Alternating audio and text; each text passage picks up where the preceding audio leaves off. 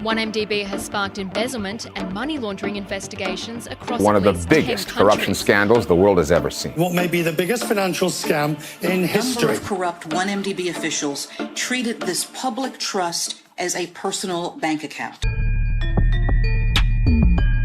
Follow us as we bring you into the courtroom where the biggest financial scandal in Malaysian history is being heard.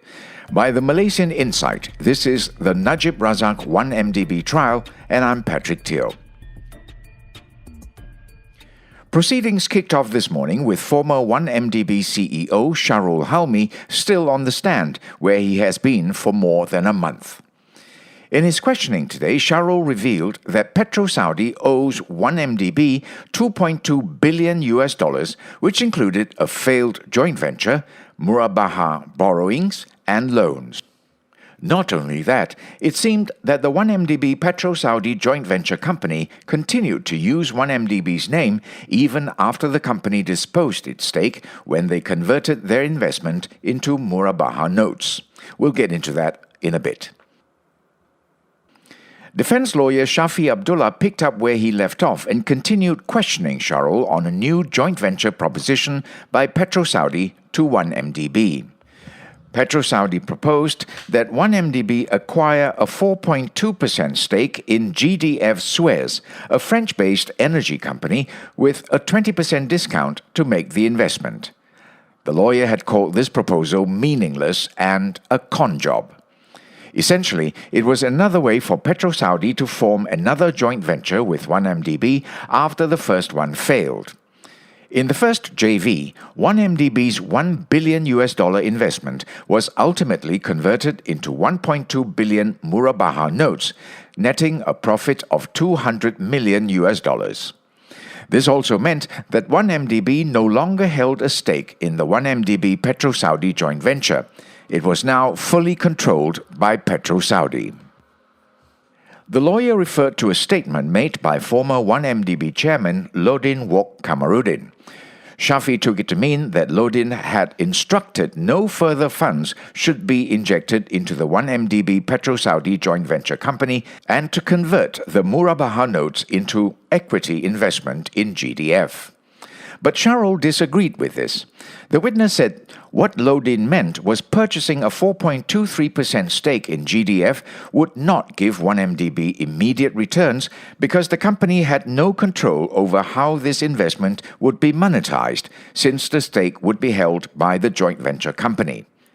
Was this project brought up to Najib? Shafi asked. Yes, but he also disagreed with the JV. He said in writing that due diligence and feasibility studies needed to be done on the GDF investment.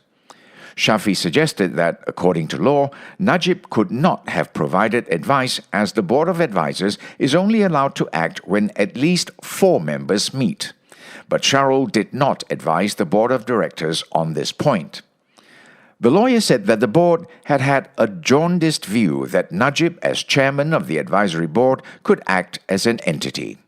Shahrol responded that the board sought Najib's advice not merely as chairman of the board of advisors, but also as prime minister and the finance minister, who was the sole shareholder of Minister of Finance, Inc.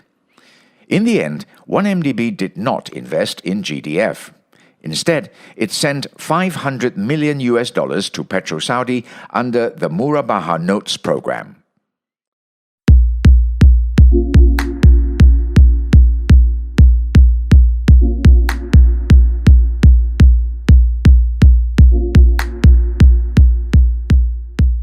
Shafi moved on to a syndicated loan agreement between 1MDB, Standard Chartered Bank and Am Investment Bank of up to 5 billion ringgit.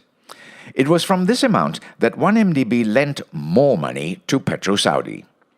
Shahrol said the first tranche was $500 million and PetroSaudi had agreed to an interest rate of 8.25% per annum. But PetroSaudi only paid back the first interest payment, amounting to about 129 million ringgit in cash. All the payments stopped from the second year onwards. From its dealings with PetroSaudi, Shahrol revealed that the total indebtedness of PetroSaudi to 1MDB came up to $2.2 billion as of 2015. These included the failed joint venture, Murabaha borrowings, and subsequent loans. Shahrol called it indebtedness because they don't pay back in cash, but by giving 1MDB other investments. Shafi then referred to a letter about the loan addressed to the 1MDB PetroSaudi joint venture, although 1MDB no longer had any stake in the company after it converted its investment into Murabaha notes. Why did 1MDB allow its name to be used? Shafi asked. The question just never came up, the witness answered. And that was where proceedings ended for the day. The trial will resume tomorrow. This podcast was brought to you by the Malaysian Insight. The team behind the Najib Razak 1MDB podcast are Revati Supramaniam, Yapik Kwan, and Yvonne Lim. Timothy Acharyam provided additional reporting. And I'm Patrick Teo.